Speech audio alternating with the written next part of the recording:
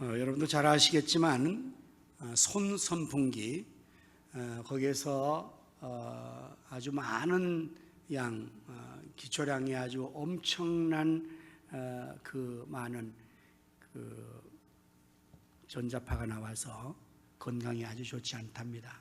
우리 교회에서 여러분이 너무 더워서 지역마다 조금 도우라고 손선풍기를 5대를 구해서 드렸는데요, 잘 몰라서 그랬으니까 이제부터 여러분 개인적으로 사용하는 것들도 피부 가까이에서 거의 이제 이렇게 들고 쐬는데 그것은 아주 치명적으로 암을 유발할 수 있는 것이 된다고 김주화 앵커가 얘기했기 때문에 그것은 공신력이 있는 그러한 보고라고 생각을 합니다. 그래서 교회에서 오셔서 너무 지금 사용하시는 것이 더우신 분들은 25cm 정도는 기본적으로 떼야만이 그 위험이 그나마 줄일 수 있도록, 가급적이면 사용하지 않으면 좋고요, 많이 더울 때는 하시고는 바로 끄면 좋습니다.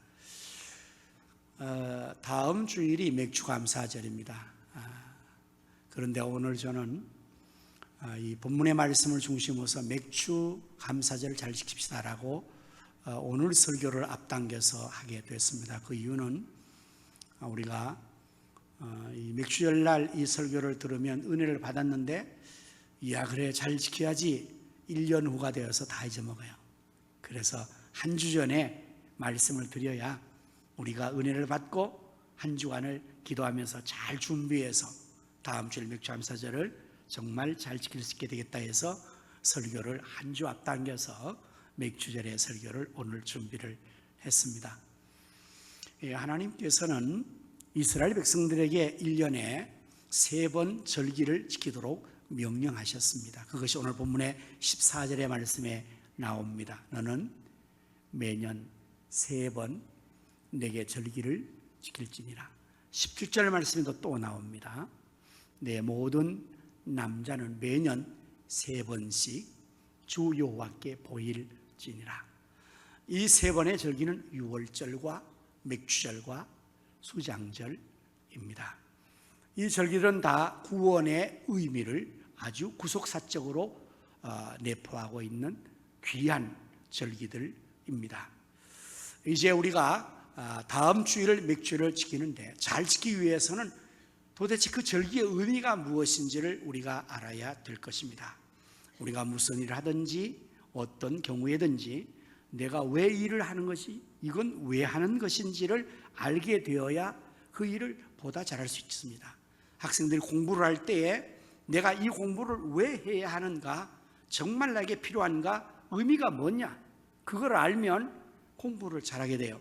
그걸 모르면 엄마의 강요에 의해서 아빠의 강요에서 하면 아주 그 일을 하지만 의미 없게 하게 되면 힘들고 어렵지 않습니까? 다른 모든 매사가 다 그리라고 생각이 되어집니다.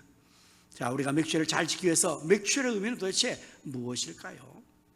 첫 번째로 맥주의 의미는 처음 것을 하나님께 드린다는 처음의 의미가 있습니다. 본문의 말씀 16절의 말씀을 보면 맥주를 지키라, 이는 내가 수고하여 밭에 뿌린 것의 첫 열매를 거둠이니라. 첫 열매, 이것이 하나님께 드려지는 의미를 갖는 것입니다.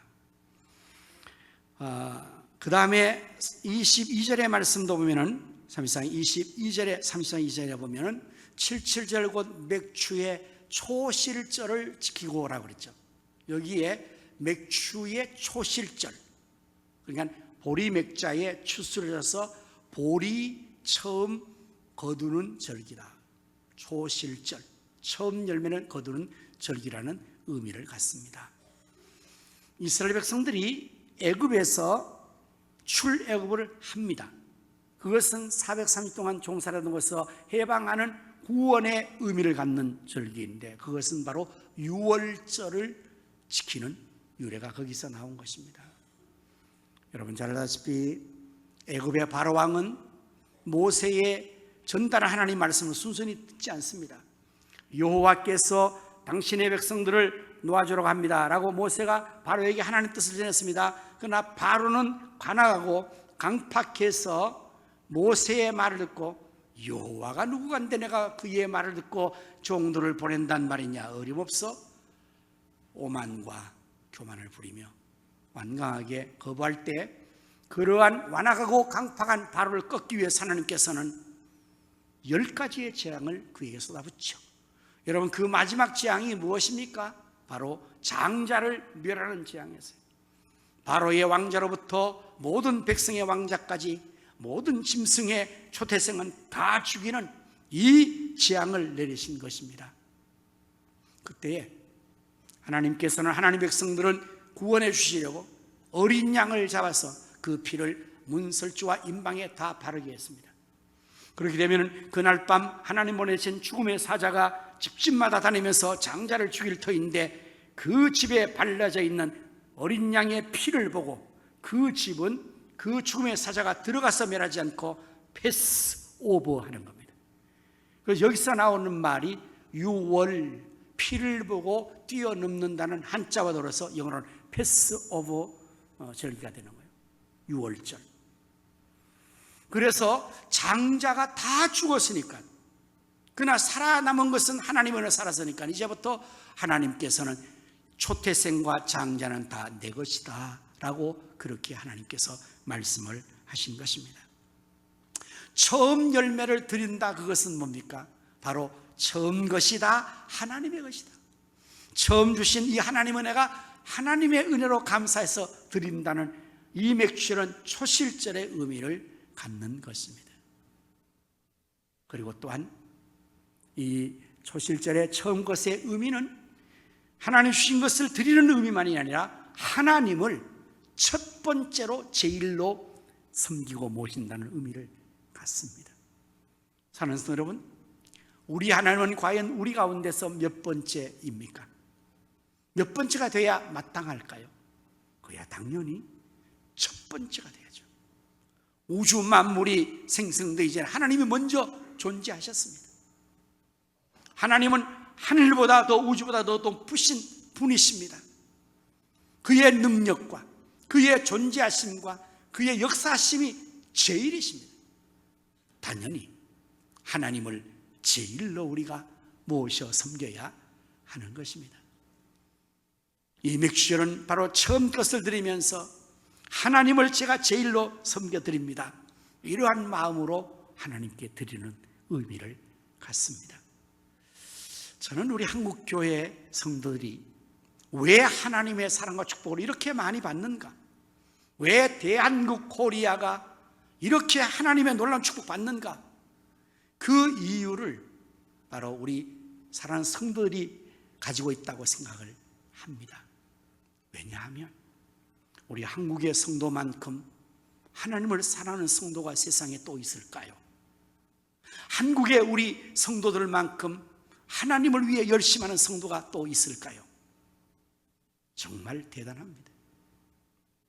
그래서 하나님께서 지구촌의 수많은 민족과 열방의 나라 중에서 가장 작은 코리아, 은둔의 나라, 빈곤과 가난과 무지의 나라, 반만년 유언 역사를 가졌으나 그 지나간 시대의 역사는 수치와 굴욕의 역사를 가진 이 코리아를 하나님께서 오늘날 전 세계의 1등 국가로 높이 세우신 이유가 어디 있습니까? 바로 여러분들이 이와 같이 하나님을 사랑하고 하나님을 잘 섬기는 것 때문에 하나님께서 축복하신 것으로 저는 분명히 확신합니다. 그런데 우리 한국 교인들은요, 정말 열심히 하나님 섬기는데 성경에 나와 있는 말씀들을 자기가 스스로 그 말씀을 해석하고 적용해서 하나님을 섬기는 그러한 모습을 우리 성도는 가지고 있어요. 우리 한국교회는 서구의 선교사님들이 이 복음을 전해서 이 땅에 교회가 세워진 거 아니겠습니까? 그런데 선교사님들이 전해주지 않는 신앙의 행위도 한국교회는 하고 있어요. 그 대표적인 것이 무엇인가 하면 새벽기도입니다. 여러분, 선교사님들은 지금도 외국에서는 새벽기도가 없습니다. 전 세계 교회 중에서 새벽기도를 매일마다 하는 교회는 한국교회가 없는데 도대체 이 새벽기도는 어떻게 해서 누가 만든 것인가? 선교사님이 전해준 게 아니라면 바로 우리나라의 첫 번째 초대 처음 목사님이 되신 평양신을 출신한 7명의 목사 중에서 길선주 목사라는 분이 새벽기도를 시작하신 분이에요. 그분은 성경의 마가복음 1장 35절에 예수께서 새벽 미명에 일어나 나아가 한적한 곳에 가서 기도하시니라. 새벽기도를 하신 거예요. 와, 예수님이 새벽기도를 하셨구나. 우리 새벽기도를 하면 좋겠다. 그래서 길선주 목사님이 새벽기도를 성경에서 예수님을 배워서 한 것이 오늘 한국교회만에 가지고 있는 신토부리 새벽기도 아닙니까? 그리고 우리 한국교인들은요 1000번제를 드립니다. 1000번제를. 우리 성 지금도 드린 분이 계시는데요, 이것은 솔로몬의 1000번제를 배워서 하는 것입니다. 사실 솔로몬의 1000번제는 천일날 드린 게 아닙니다. 한 날에 1000번제 제단을 가지고 동시에 드리는 것입니다. 그런데 우리 성도님들은 그거를 자기들이 적용을 해요. 그래서 1000번제라고 해서 천일 동안 정성으로 예물을 드리고 기도를 하고 이렇게 하는 거예요. 여러분, 이거 비성경적이다 이렇게 비난할 수 있을까요? 네, 솔로몬이 한 건 그게 아니에요. 그러나 우리 한국 성도들은 솔로몬이 하나님 앞에 율법의 규정도 없는 1000번제를 드려서 하나님을 감동한 것처럼 솔로몬 못지않게 한국 교인들은 그 1000번제를 천일을 드려요. 천일을. 여러분, 이게 쉬운 일이 아니에요. 천일 새벽기도를 드려요. 천일 예물을 드려요. 천일 정성을 바쳐요. 이게 어떻게 하나님을 감동시키지 않겠어요? 그러니까 하나님께서 한국교회를 축복하시고 우리를 축복하시는 것입니다. 첫 열매.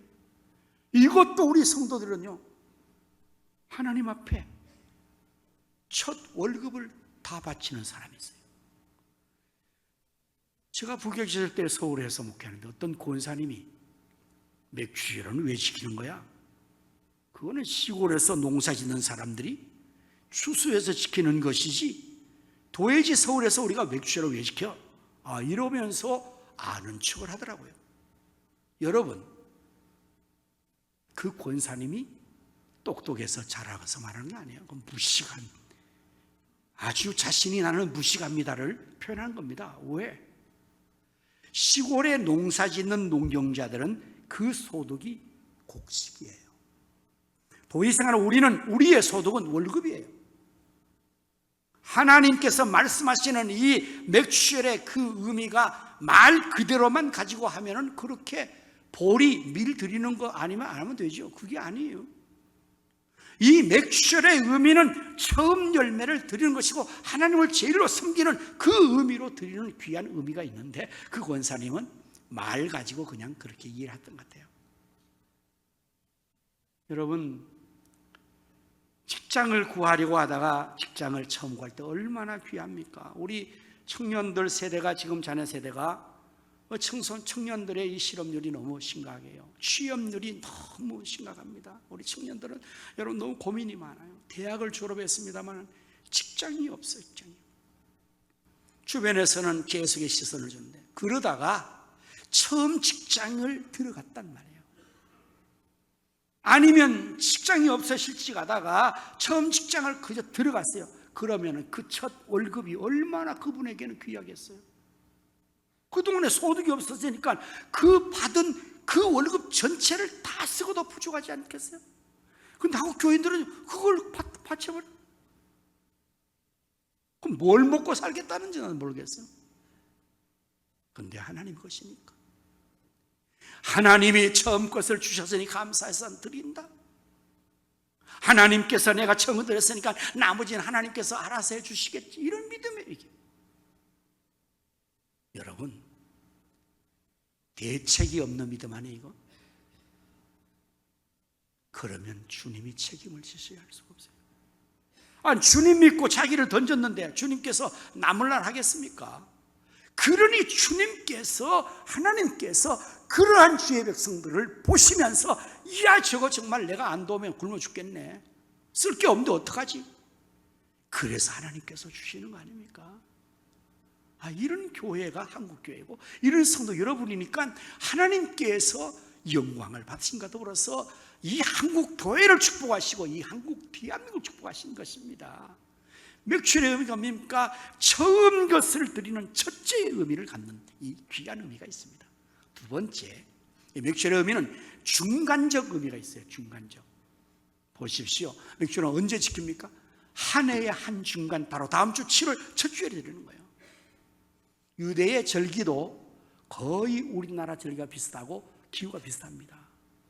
그래서 이 맥주절은 6월절 구원의 절기, 수장절 완성의 절기를 지키는 그 중간에 맥주절이 놓여 있는 거잖아요. 중간적 의미가 시기적으로 그렇게 되어 있습니다. 그리고 의미상으로 여러분, 중간이라는 이 중간의 시점이 굉장히 중요해요. 어떻게 해요? 과거를 잘 정리하고 미래를 열어가는 중간의 의미가 굉장히 중요해요. 그래서 중간 평가가 참 소중한 것입니다. 오늘 우리의 삶을 6개월을 돌아보는 그 중간전 점검의 시간이 바로 맥주절이에요. 후반절 6개월을 구상하고 계획하는 그 중요한 시작의 중간점이 바로 이 맥주절이거든요. 그래서 맥주절은 중간적 의미로서의 의미를 갖는 것이에요. 지나간 에베네셀의 하나님의 은혜를 감사하는 거예요. 여기까지 인도해 주셨어요. 6개월을 인도해 주셨어요. 에베네셀라는 찬양 불렀습니다. 여기까지 인도하셨네 에베네셀 하나님, 장래에도 인도하시리 감사하신 하나님이에요. 스펄전 목사님은 이렇게 말씀하셨어요.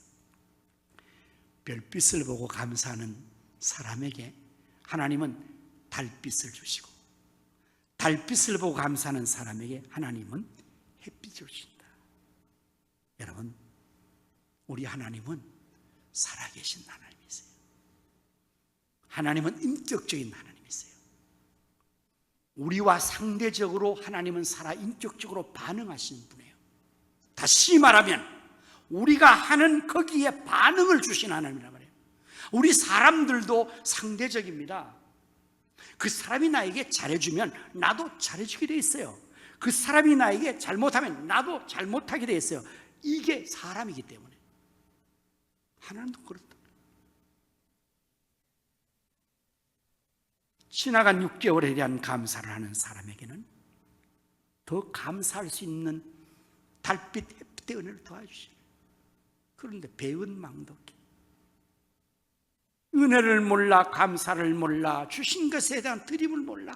그러면 하나님께서도 그래, 감사를 모르니 너는 감사하다 할 것도 없다. 당연한 거 아닙니까? 그래서 우리가 사람에게도요, 감사 표현을 잘해야 돼요. 땡큐 표현을 잘해야 돼요. 호의를 베푸는데 그냥 아무 반응이 없어. 그러면요, 그 다음에는 그 사람에게 다시 호의를 베풀 마음이 다쳐버린다고. 그런데 작은 건데도 감사해. 감사해요. 그러면 그 다음에 더 주고 싶은 마음이 생긴단 말이에요. 사람이 그렇잖아요. 하나님도 그러시다니까요. 우리가 하나님의 은혜를 받았습니다. 구원을 받았습니다. 6개월의 은혜를 받았습니다. 먹을 입을 받았습니다. 그 많은 은혜를 받았는데 그냥 싹 닦고 아무것도 없어. 하나님께서도 뭐지 이거? 그러실 거 아닙니까? 그러나 하나님 감사합니다. 구원의 은총 감사합니다. 6개월이 감사합니다. 에베네셀 하나님 감사합니다. 감사하신 하나님이시다. 그러면 장래에도 인도하신다는 말, 장래에도. 예? 여러분, 후반기 6개월을 하나님의 은혜 속에 잘 살기를 정말 우리 원하잖아요. 지나간 6개월을 만회하기를 원하잖아요. 다시 한번 지나간 과거를 우리가 다시금 반전시켜서 남은 6개월을 성공하기를 원하잖아요. 이 시점이 중요한 거예요. 그래서 중간적 맥주절이 중요하다고요. 이때 감사를 심고 하나님 앞에 귀한 시간과 물질을 심을 때, 표현할 때 하나님께서 그것을 받으시고 별빛을 보고 감사하니 달빛을 주신다. 이 말씀이 말라기 3장 10절에 나옵니다. 이렇게 만군의 여호와 이르노라, 너희의 온전한 11조를 창고에 들여 나의 집에 양식이 있게 하고 그것으로 나를 시험하여 내가 하늘 문을 열고 너에게 복을 쌓을 곳이 없도록 붙지 않아 보라, 이 말씀하신 거예요. 이게 왜 그런가 하면요, 배경은 이스라엘 백성들이 11조를 안 한 거예요. 하나님께서 선지자를 통해서 너희는 내 것을 도적질했다고 지적하며, 그래서 우리가 뭘 도적질하다고 우리를 도둑으로 몰고 있습니까?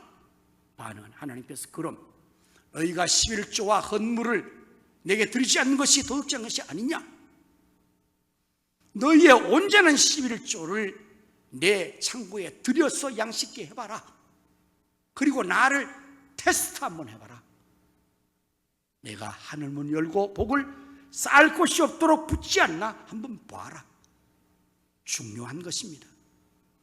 맥주절에 감사를 심은 자에게 하나님께서 하늘문을 여시고 복을 쌓을 곳이 없는 역사를 주시 않는 시험을 해봐라. 시험을. 오죽하면 하나님께서 이렇게 표현할 수 있겠어요? 네? 오죽 하나님께서 답답하면 너 한번 시험적으로 한번 해보라 그러겠어요?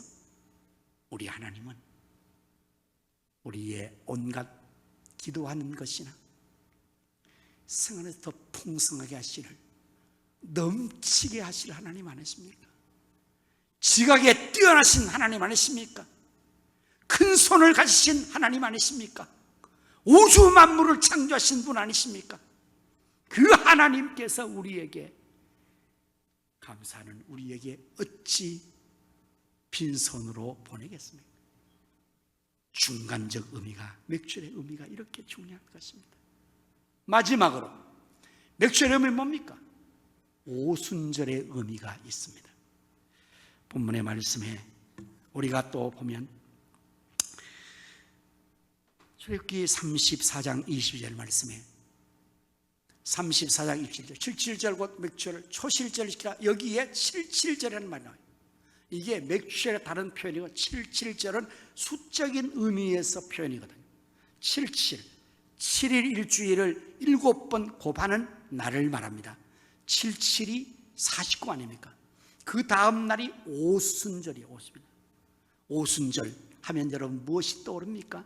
사도행전 2장에 오순절 날이 이름에 호련히 주의 성령님께서 각 사람 위에 불의 혀같이 다 임한 오순절 성령 강림이 떠오르어야 되는 거예요. 그렇습니다. 맥주절은 오순절 성령 강림의 의미를 갖는 절기이기도 해요. 보십시오. 6월절 예수님이도 처음 초신자가 신앙생활을 해요. 6개월 정도 지나면 우리 교회 법사는 학습을 줍니다. 그 정도 지나면 신앙에 조금 압니다. 그러한 성도가 성령의 권능을 받아버리면 나머지 신앙생활이 능력 있게 할 수가 있는 거다. 심으로 아니 되고 능으로 아니 되는 것을 오직 여호와의 신으로 한다고 했습니다. 6개월을 살아보니까 우리가 경험하지 않습니까? 아이고, 내 힘이 다 됐네. 내 힘이 다 달렸네. 배터리가 다 나갔네. 배터리가 방전됐네. 여러분 어떻게 6개월을 또 살아요? 우리가 내 인간 능력으로 살 수가 없잖아요. 내 자원으로, 내 노하우로, 내 열심으로 살 수 없잖아요. 바로 이때 한 번 더 충전하는 것입니다. 우리의 모든 기기들을 배터리가 다 눈금이 없어지면 어떻게 합니까? 다시금 충전해서 그것이 한 칸, 두 칸 다 풀로 채워지면 그때부터 이 기기 모든 것들은 기능을 다시금 원활하게 처음처럼 발휘하게 되는 것처럼 6개월을 살아고 나의 힘이 소진되고 내 마음이 상하고 지치고 어려워 다음 삶을 살 기력이 없는 우리들, 내 힘과 누구로 할 수 없는 우리들, 실패에 실패를 연속한 우리들, 이제 더 이상 성공의 가능성이 나에게는 없다고 할 때에 하나님의 성령의 권능을 받아서 그 능력과 지혜로 내가 남은 6개월을 살아가는 이 의미가, 오순절 맥추감사절의 의미가 여기에 있는 것입니다.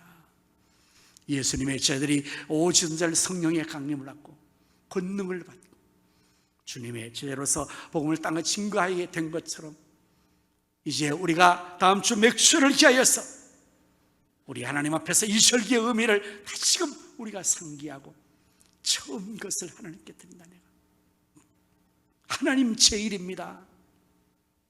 여기까지 하나님의 은혜로 살았으니 남은 날도 하나님을 살겠습니다. 중간에 감사하며 하나님을 신뢰하고 하나님을 바라보며 내 힘으로 아닌 오직 성령의 권능을 잊기를 원하오니 주여 성령을 부어주옵소서. 이 한 주간 여러분 이 말씀을 가슴 묻고 기도하여 맥주감사절 다음 주에 이 놀라운 말씀의 축복들이 여러분 모두에게, 우리 모두에게 다 임하기를 예수님의 이름으로 축원합니다. 아멘. 기도하겠습니다. 우리를 구원해 주신 하나님, 이스라엘 백성들을 430년 애굽의 바로의 마귀의 손 아래서 구원해 주셨던 6월절의 하나님께서 이제 마지막 곡식을 다 저장하여 수장하는 그 천국에 들어가는 그 중간에 맥추절을 지키라 명하셔서 처음 열매를 드리게 하시고 하나님 제일로 모시게 하시고 에베네셀의 하나님을 감사하며 6개월을 감사하며 장래도 인도하실 하나님을 중간에 인정하는 이 중간 의미와 오직 성령의 충만을 받는 오순절의 축복의 절기가 우리 앞에 다가오니 우리 모두가 이 한 주간 말씀 붙들고 기도하고 하나님 앞에서 맥추감사절을 잘 지켜서 이 약속된 축복들을 다 받아 누리는 저희들 되게 하여 주시옵소서. 예수님의 이름으로 기도하옵나이다. 아멘.